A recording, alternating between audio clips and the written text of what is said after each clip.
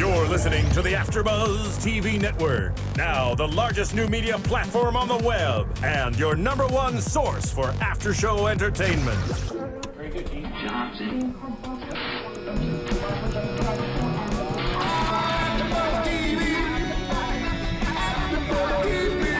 From the AFTERBUZZ Studios in Los Angeles, California, presented by Maria Menounos and streaming live thanks to Akamai Technologies. This is AFTERBUZZ TV's The 100 After Show.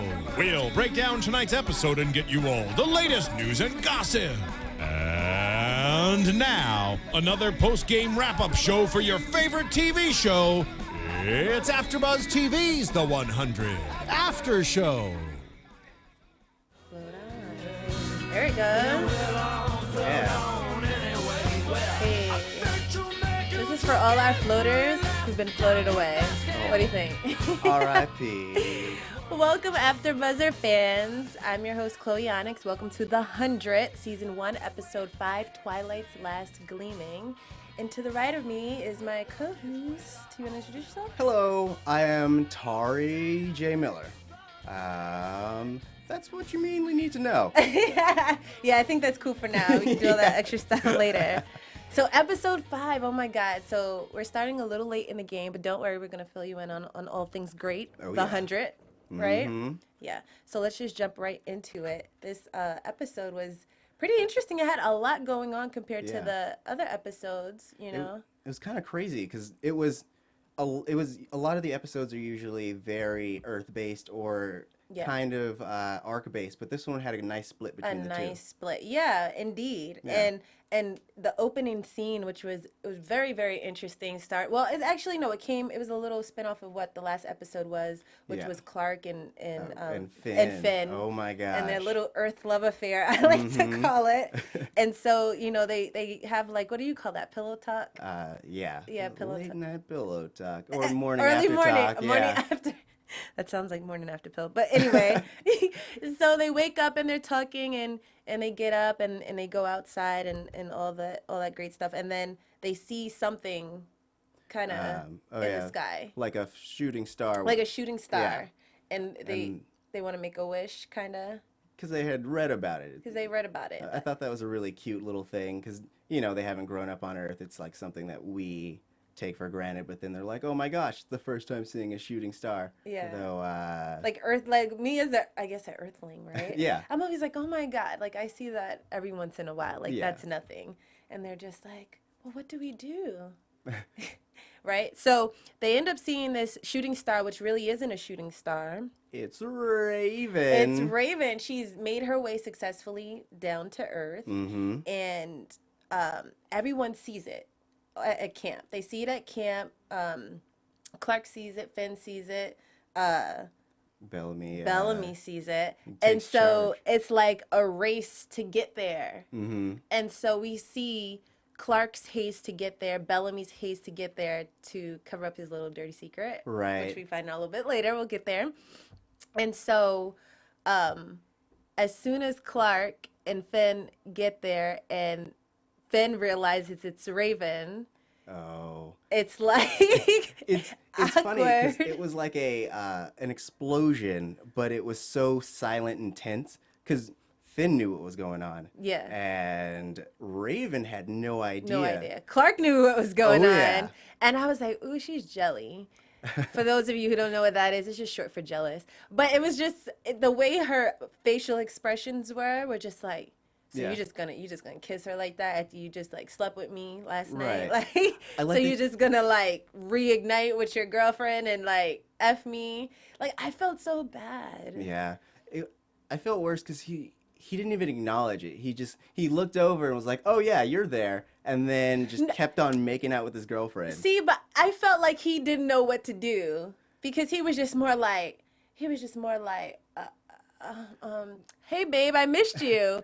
But then it was just like, you know, like he was looking back at her like frantically because it's like, what are you to do? I mean, Well, you're a guy. Have you ever been in that situation? No. But Really? I feel like it was 2 seconds of shock and like 8 minutes of making out.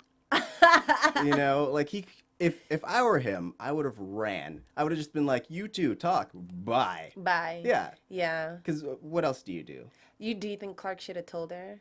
No, I think she did the right thing. She did the right thing. I mean, because why make her feel bad just for something that she had no control over? I know she came there to get her man all the way from the Ark. Right? That's love. I don't know if I could have done. I mean, well, her life depended on it too. So, all that craziness. Right. And then after all the reigniting and everyone is like, boo, they've had their moment. Raven is looking for the radio, and she realizes it's gone. Yeah.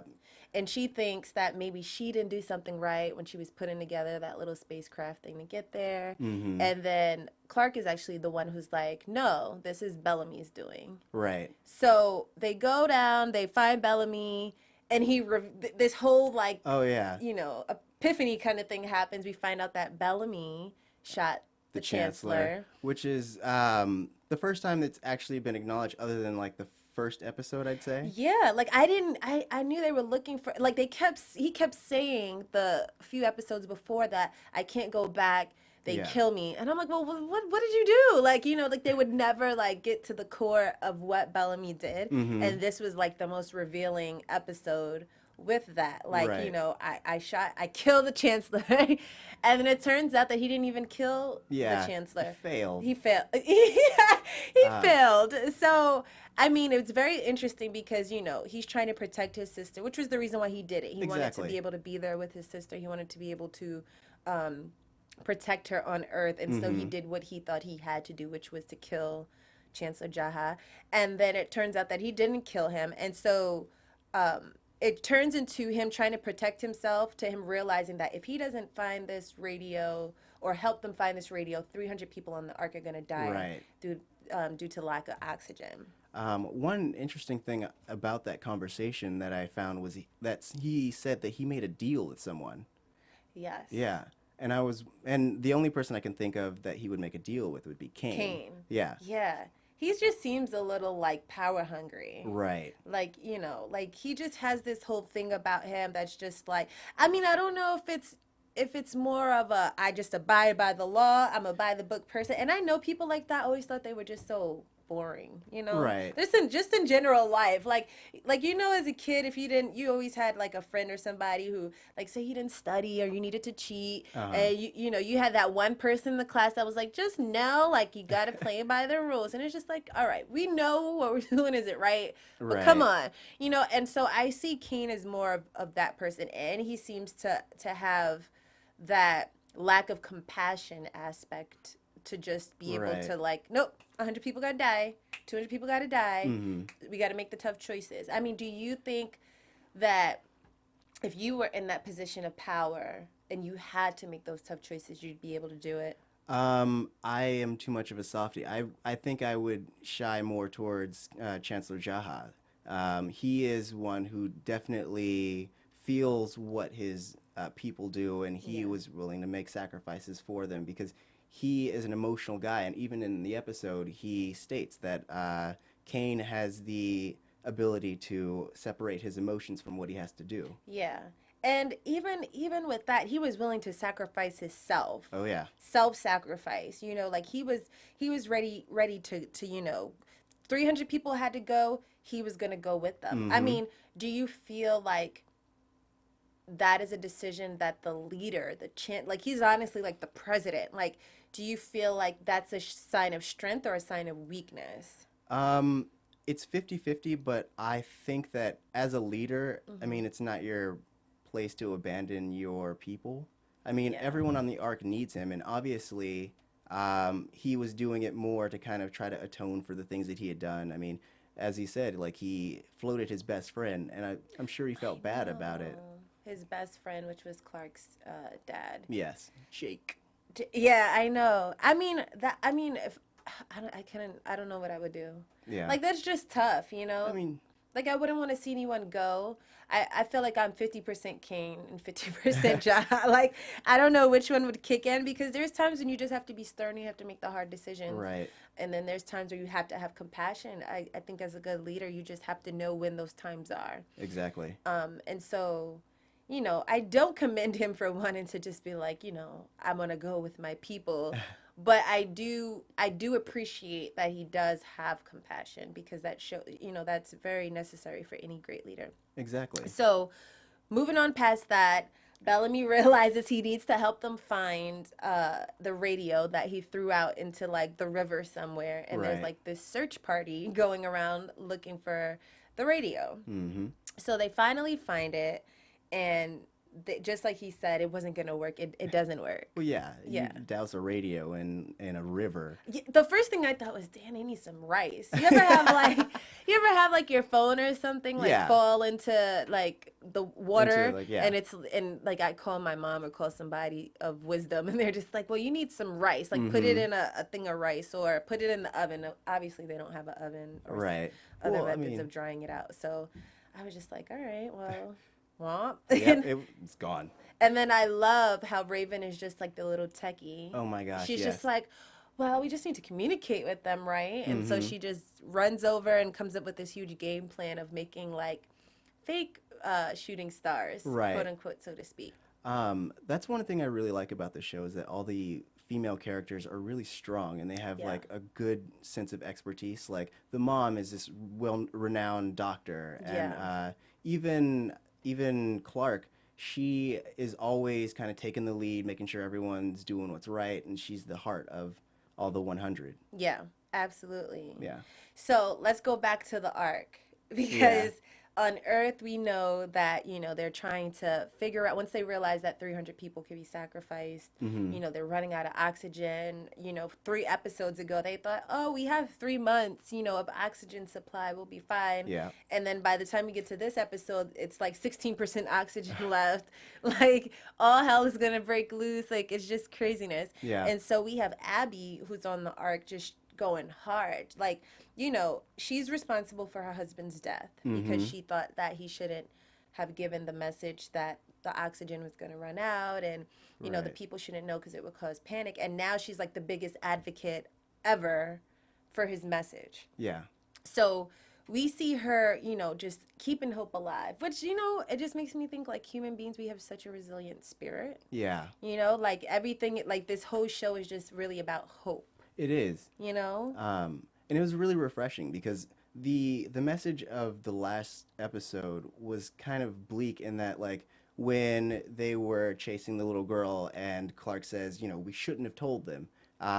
That's kind of a sad thing to say, in that you don't believe in what humans are capable of. But then here you see the flip side, in that she revealed the secret, and then everyone was willing to sacrifice themselves for their loved ones. Exactly. And that's so like amazing, because even as a viewer, I was just like, well, what are they going to do?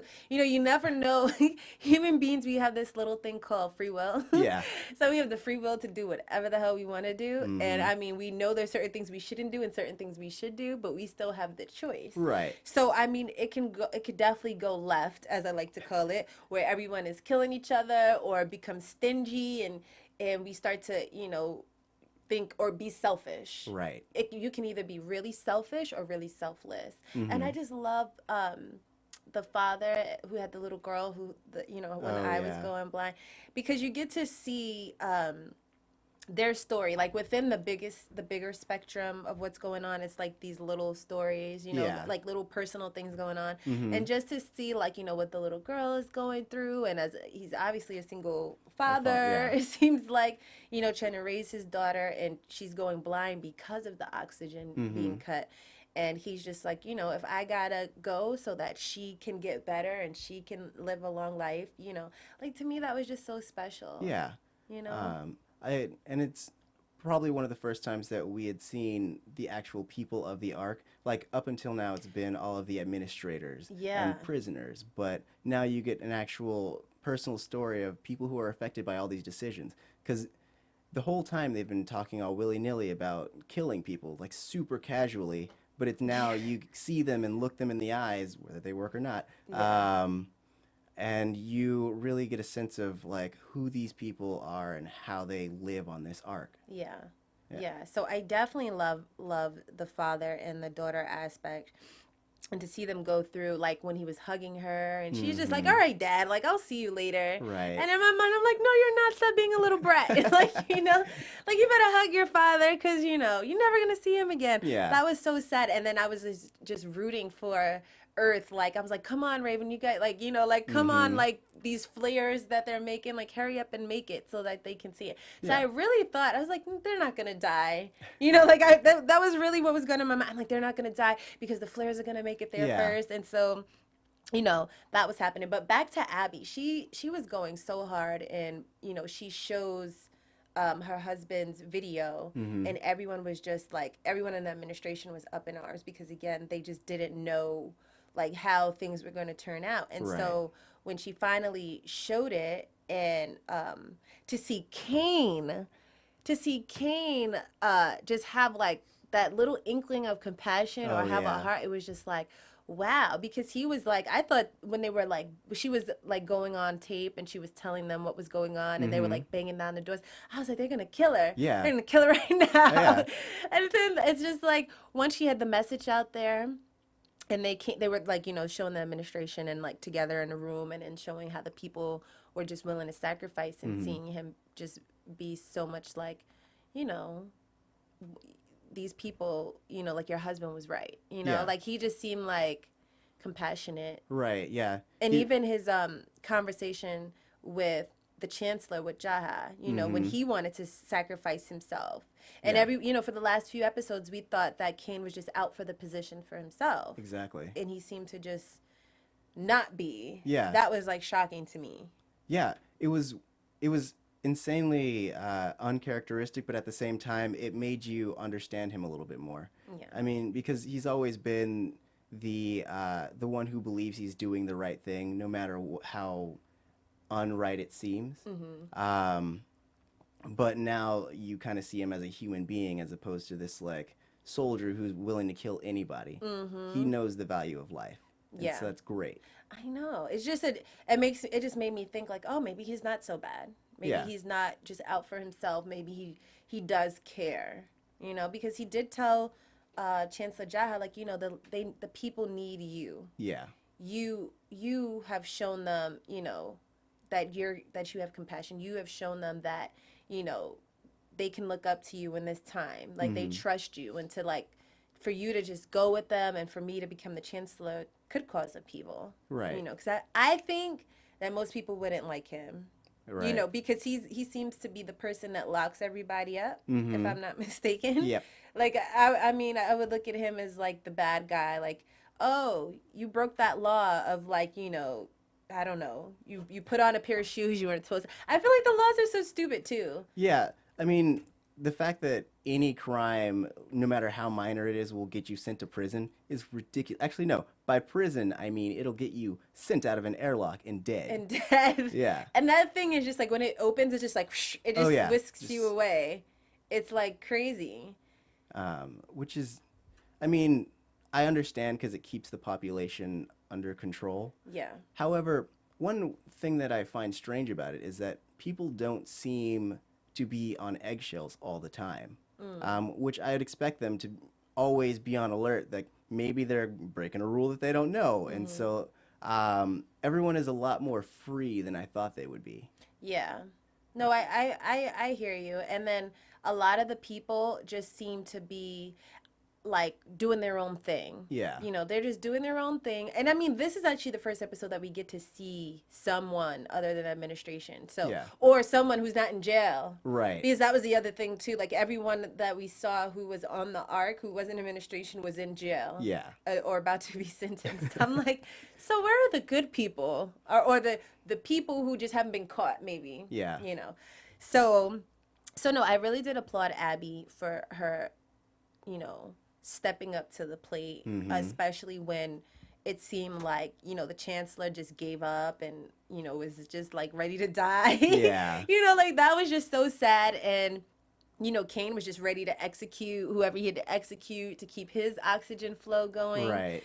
And then we go back to Earth, and, you know, they're vigorously working. They finally get to send out what do we call it? The fake shooting stars. Fake shooting stars or the flares. Yeah. And I peeped the moment of Clarke saying, "Oh, is this a shooting star we can wish on to Bellamy?" And immediately he looks at her like what the hell? Like, what are you talking about? And then it was such a sad moment because she looks over and she sees Raven and Finn. Oh my gosh. And they're just like cuddled up and it's just like, enjoying the moment. And so who is it? Raven looks over and she smiles, and then Clarke just kind of like smiles back. And I was just like, dang, like, heartbreaking. It is. I felt bad. I feel like there's more to that story. Yeah. I don't know. I mean, though, if I can be candorous, that's a word. I don't know. I always wanted her to end up with Wells, and that's not a possibility anymore. But so Finn can go away. He can enjoy his Raven. Though I think that maybe Jasper should step in. Ooh. Yeah. Right. Yeah. That might be interesting. And then finally, which no one notices, that Bellamy's sister is MIA. She's missing in action, people. And, everyone's doing their thing. And then finally, we get a little clip of what's to come. Actually, let's go into predictions. Predictions. Your AfterBuzz TV predictions. Do you want to go first? Yes. All right. Here are my predictions. I think that we're going to go into the Grounders' lair. And everything inside of me. Oh, it's got to be. And I want Murphy to be there. Okay. Because he was banished, so why not team up with the Grounders? Yeah. Murphy reminds me of Kane. Oh, yeah. They have like that evil component. You know how every show has to have your good guy, bad guy? Yeah. Yeah, Murphy definitely reminds me of like the Grounder Kane. And a little bit of Bellamy at first did too, but not so much anymore. Yeah. But a little bit. I don't know. Okay, go ahead. And I am just waiting for them to reveal that Bellamy made his deal with Kane. However that plays out and whatever consequences that has, I want that to be a thing. So you're predicting that that's going to somehow pan out next episode. Oh, yeah. Okay, so I'm trying to be creative here. What I think, according to the little clip we got for the next episode, we see a Grounder. And so he's actually kind of cute. He's a cute Grounder. Yeah. Because they try to make it seem like the ground, like, all right, remember the dare from like the first episode? It turned its head and it had two faces and like a bloody middle nose. I was like, oh my God, does everyone who survived on Earth have two heads? Right. So the Grounder was actually pretty cute. He looked like us. And he found Bellamy's sister who was like banged up on the ground. She fell down the mountainside. Yeah. And so they take her and they have her.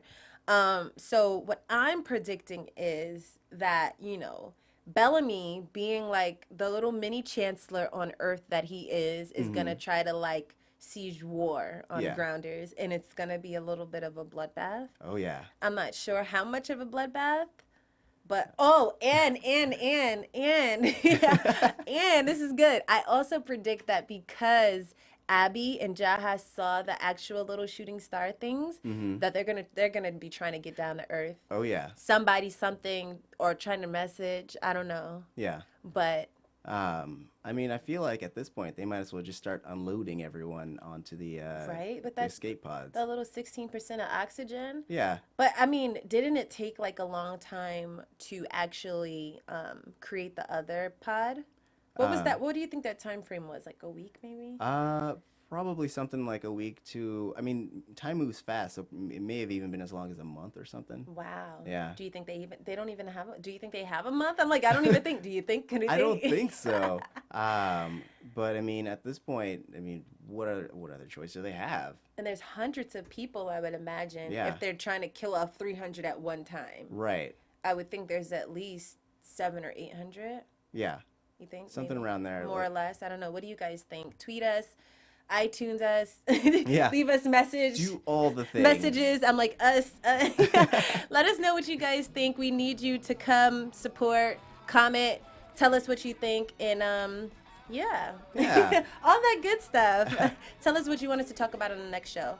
But thank you guys for joining us. I'm your host, Chloe Onyx, and you can find me on Instagram at Chloe Onyx and on Twitter at Chloe Onyx 11. And I'm Tauri J. You can find me at Twitter at Tauri J. That's TaurijAY. All right, guys, we'll see you next time. From executive producers Maria Menounos, Kevin Undergaro, Phil Svitek, and the entire AfterBuzz TV staff, we would like to thank you for listening to the AfterBuzz TV network. To watch or listen to other after shows and post comments or questions, be sure to visit AfterBuzzTV.com. I'm Sir Richard Wentworth, and this has been a presentation of AfterBuzz TV. Buzz you later. The views expressed herein are those of the hosts only and do not necessarily reflect the views of AfterBuzz TV or its owners or principals. Thank you for watching AfterBuzz TV on YouTube. For more of your favorite after shows and interviews, subscribe to our channel here, and be sure to share your opinion on the episode in the comment section below here. We'd love to see what you guys are buzzing about. Thanks again. Buzz you later.